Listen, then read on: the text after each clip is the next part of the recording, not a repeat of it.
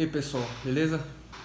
Vou gravar mais uma aula aqui naquele modelo que eu fiz de inquérito. Vou elaborar aqui o mapa mental em tempo real de um tema que eu julgo muito importante também e que cai muito em prova, sobretudo aí nas carreiras policiais. Beleza? Então vamos lá, vamos começar sem demorar muito. Vamos tratar hoje dos remédios constitucionais, beleza? Então, como da outra vez, tudo começa assim. Você só vem e registra o que você vai tratar no dia, certo? Os remédios constitucionais não são direitos. Os remédios constitucionais são garantias constitucionais que as pessoas têm. Não só as pessoas físicas, como alguns são aplicáveis também a pessoas jurídicas e tudo, certo? Então, eu vou criar um esquema aqui para todos os remédios constitucionais, para a gente nunca mais errar isso, beleza? É muito simples, é um conteúdo bastante cobrado e que se cair, a gente não pode errar. Então, bora lá. Bom, quais são os remédios constitucionais? Primeiro, e talvez o mais cobrado de todos, seja o habeas corpus. Então eu vou listar todos os remédios constitucionais, depois eu vou criar o esquema que eu falei para todos eles. Vocês vão ver o tanto que é fácil mexer no programa quando a gente já tem uma certa habilidade. Inclusive tem um vídeo aí que eu explico como mexer nesse aplicativo, que é o Xmind, beleza? Habeas corpus. Outro remédio constitucional é o habeas data. Outro remédio constitucional é o mandado de segurança. O quarto remédio constitucional que a gente vai tratar é o mandado de injunção. Vamos arrastar ele para cá para a gente fazer a padronização. E o último remédio constitucional é a ação popular. Vou diminuir aqui um pouquinho para a gente poder ter a visão mais ampla do mapa mental completo, tá certo? Então, como eu disse, eu vou criar um esquema aqui e vou copiar ele para todos os remédios constitucionais e a gente vai partir de lá. Bom, primeiro que a gente tem que saber é qual é o objeto daquele remédio constitucional. Outra coisa que a gente tem que saber é qual é a natureza daquele remédio constitucional. Outra coisa que a gente tem que saber é quem tem legitimidade para impetrar esse remédio constitucional. Então a gente chama de legitimidade ativa. Se tem legitimidade ativa, alguém tem que atuar no polo passivo, certo? Então, legitimidade passiva. Outra coisa sobre os remédios constitucionais é quais deles têm custas processuais e quais não têm. Então vamos tratar também das custas. E cada um tem algumas observações pertinentes a ele somente. Então a gente vai deixar aqui um espaço para as observações. Feito isso, eu vou selecionar todo esse esquema aqui que eu fiz, vou dar um Ctrl C, clico no próximo remédio constitucional e aperto o Ctrl V. Vou fazer isso para todos. Ctrl V. E agora sim a gente pode tratar de cada remédio constitucional propriamente dito. Primeiro, não há hierarquia entre os remédios constitucionais, mas com certeza o remédio constitucional mais cobrado em prova é o habeas corpus. O habeas corpus tem como objeto a liberdade de locomoção, a liberdade de ir e vir. Então bora registrar isso. Objeto do habeas corpus: liberdade de locomoção. Qual é a natureza do habeas corpus? Bom, o habeas corpus é uma ação de natureza penal, tá certo? Então vamos lá, ação penal. A legitimidade ativa do habeas corpus, quem pode entrar com habeas corpus, é muito ampla. é qualquer pessoa,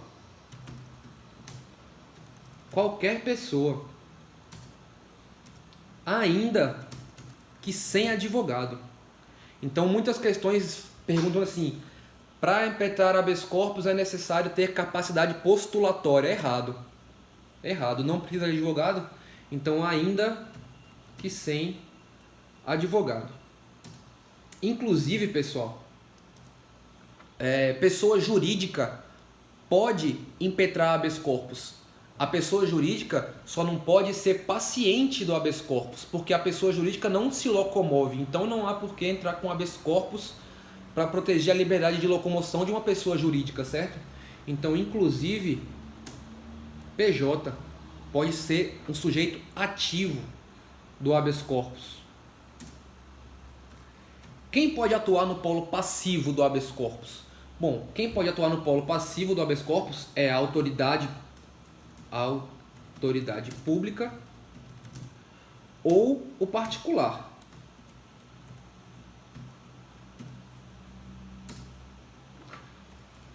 Vamos continuar aqui no esquema quanto às custas. Bom, habeas corpus tem custas processuais? Não. Simples assim, não. Agora vamos lá, as observações sobre o habeas corpus. Isso cai bastante em prova, então é muito importante que a gente registre, tá certo? Bom, primeira coisa que a gente tem que registrar sobre o habeas corpus é que é uma ação com trâmite prioritário. Tem uma certa urgência. Ação com trâmite prioritário.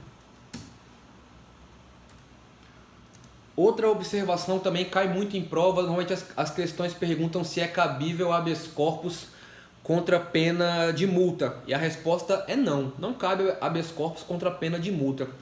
Haja vista que o objeto do habeas corpus é a liberdade de locomoção. Então o habeas corpus não é cabível contra pena que não seja restritiva de liberdade. Não cabível contra pena que não seja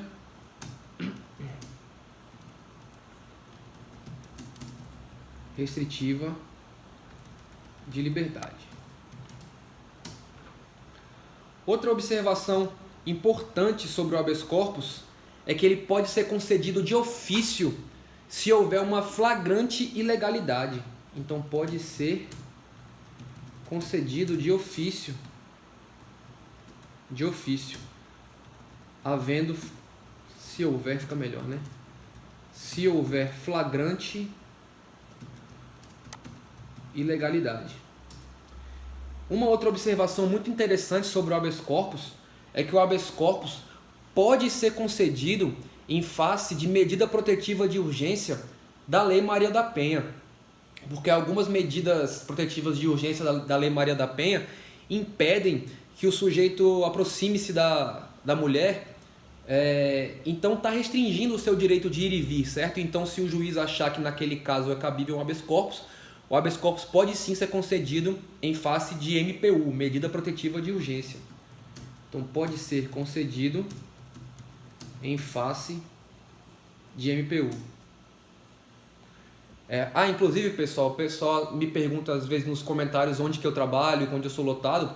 Eu sou lotado na Delegacia da Mulher de Recife, do município de Recife. Então abrange o município do Recife todo, tá certo? Imagina se tem bronca ou não tem.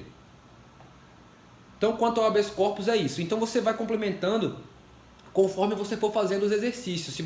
Se você vir que alguma questão nos exercícios é muito recorrente, que não está presente aqui no seu mapa, você simplesmente vem aqui, edita e acabou. Beleza? Vamos partir agora para o habeas data. Bom, qual é o objeto do habeas data?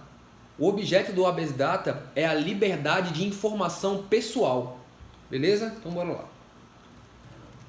Liberdade de informação que você tem sobre você, que você quer ter sobre você mesmo. Então, liberdade de informação pessoal. Qual é a natureza do habeas data? O habeas data é uma ação de natureza civil. Uma ação civil. Qual é a legitimidade ativa? Quem pode entrar com habeas data? Bom, quem pode entrar com habeas data é o titular daquela informação que quer ser buscada, tá certo? Então, o titular da informação. Aqui a gente já registra logo uma exceção, que o habeas data é impossível em face de terceiros. Não é uma exceção, é uma informação, né? Impossível em face de terceiro. Quem é ali, quem atua no polo passivo do habeas data? Quem atua no polo passivo é o banco de dados público responsável por reter aquela informação, né? Então, o banco de dados público. O habeas data tem custas processuais? Não, não tem. E uma observação muito importante sobre o habeas data, talvez seja a informação que mais seja cobrada sobre habeas data, é que para ser concedido um habeas data, você não pode simplesmente entrar com habeas data. É estritamente necessário que tenha havido a negativa nas vias administrativas. Então você tem que ter tentado buscar aquela informação e isso tem que ter sido negado a você. Então exige negativa na via administrativa. Mesma coisa, se você achar que isso não é suficiente, você vai complementando conforme for fazendo os seus exercícios, tá certo? Vamos partir agora para o mandado de segurança. Na minha opinião, né, é o segundo remédio constitucional mais cobrado em prova. Só perde pro habeas corpus, tá certo? Então, qual é o objeto do mandado de segurança? O objeto do mandado de segurança é resguardar um direito líquido e certo. Vamos registrar isso. Resguardar direito líquido e certo. Mas o que é um direito líquido e certo? Um direito líquido e certo é aquele que não precisa, não precisa de dilação probatória. Ou seja, basta a prova documental. Então não precisa de dilação probatória. Beleza? Qual é a natureza do mandado de segurança? Bom, o mandado de segurança é uma ação de natureza civil também. Ação civil. Agora aqui na legitimidade ativa do mandado de segurança, nós temos que dividir em duas partes. O mandado de segurança individual e o mandado de segurança coletivo. Então vamos aqui dividir. Individual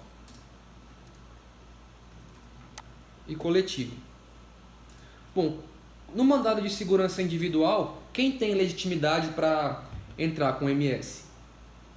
Bom, é o prejudicado, né? A pessoa que foi prejudicada e que deseja resguardar o seu direito líquido e certo. Então, o prejudicado.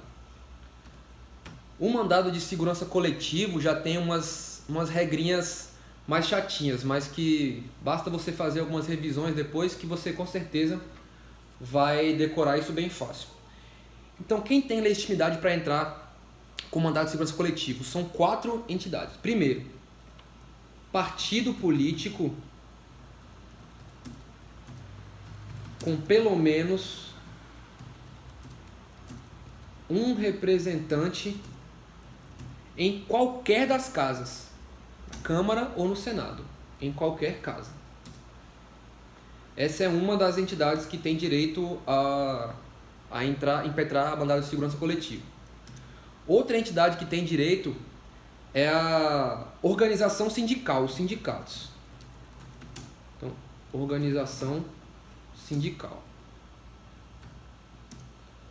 Outra entidade, eu disse que são 4, é a associação em defesa dos associados, mas tem que estar em funcionamento há mais de um ano. Essa regrinha é meio chata, né? Então, associação em defesa dos associados em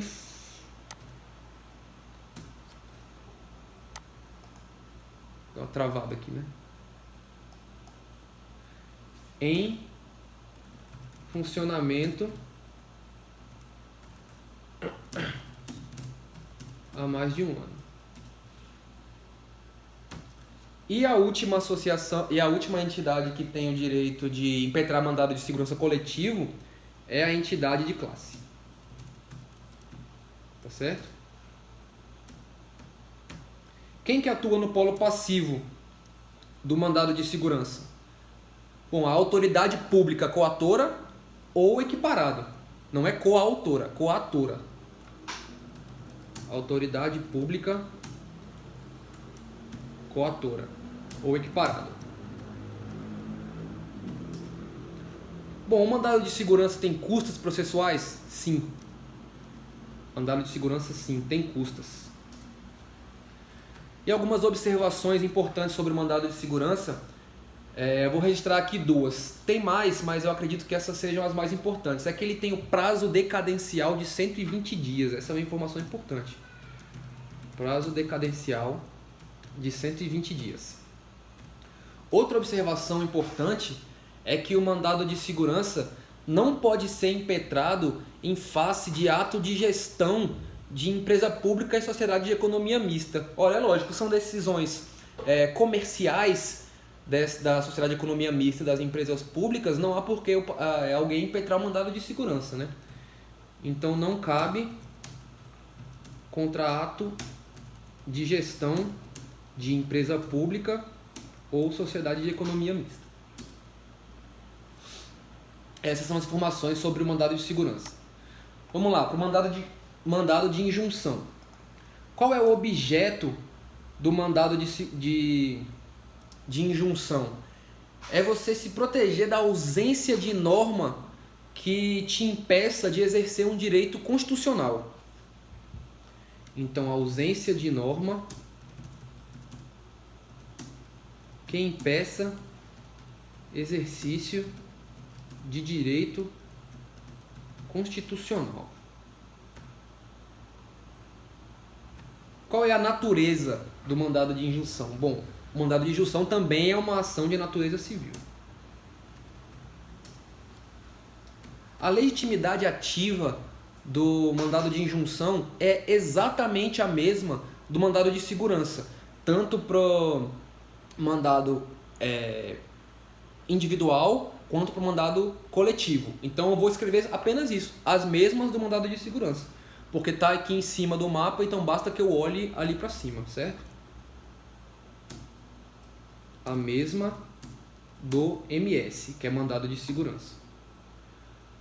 Quanto à legitimidade passiva, há uma ausência de uma norma, certo? Então a legitimidade passiva, quem vai atuar no polo passivo é a autoridade responsável pela ausência da norma.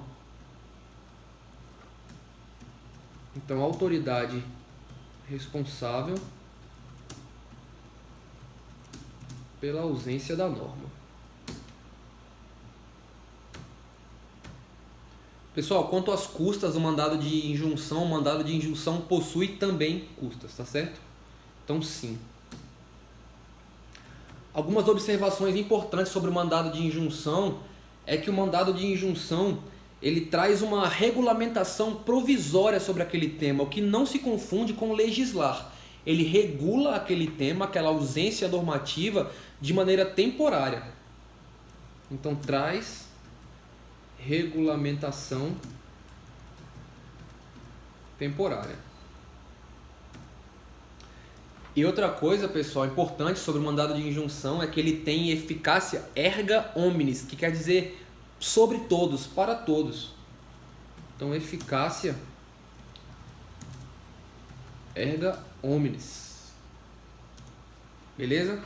Mandado de injunção que eu acho importante está aqui. O último remédio constitucional é a ação popular. Então vamos lá, qual é o objeto da ação popular? O objeto da ação popular é anular determinados atos administrativos que sejam lesivos a alguns temas que a gente vai registrar aqui agora. Então, anular ato administrativo lesivo a... Bom, quais são os atos administrativos passíveis de anulação por ação popular? São os atos administrativos lesivos ao patrimônio histórico e cultural. São 4 também, tá? Patrimônio histórico e cultural, patrimônio público,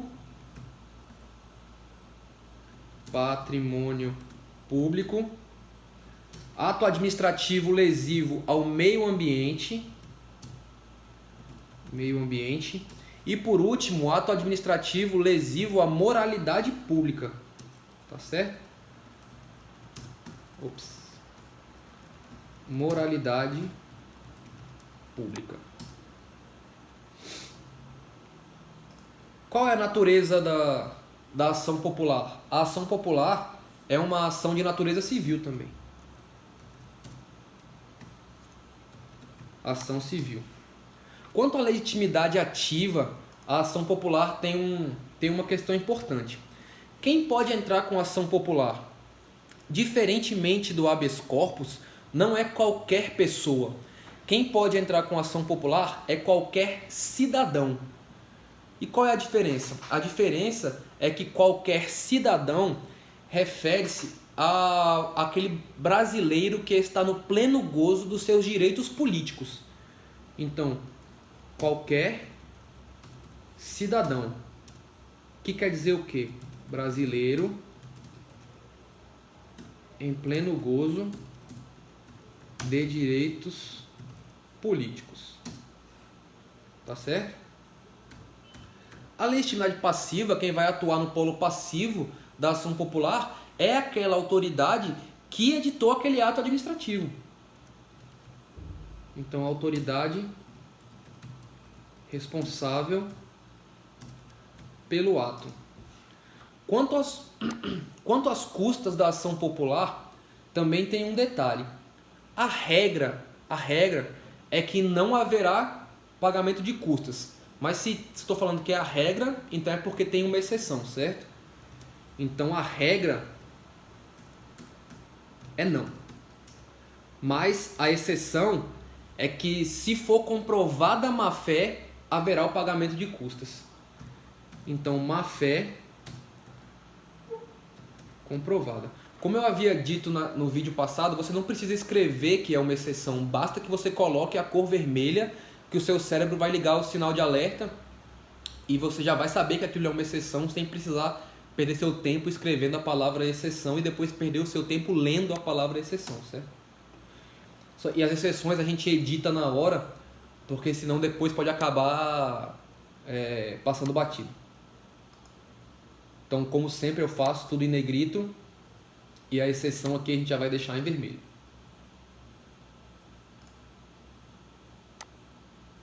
E a única observação que eu acho importante a gente dizer sobre a ação popular, que isso cai muito em prova, a banca tenta muito confundir a gente, é que a gente não pode confundir a ação popular, que é essa ação para anular ato administrativo, lesivo, patrimônio histórico, patrimônio público e tal, não pode confundir com a ação civil pública. Então, não confundir com a ação civil pública, que é uma ação exclusiva do Ministério Público. Só o Ministério Público pode impetrar ação civil pública, que não tem nada a ver com ação popular, tá, pessoal? Então vamos fazer a edição final aqui do mapa. Vamos diminuir. Colocar tudo em negrito.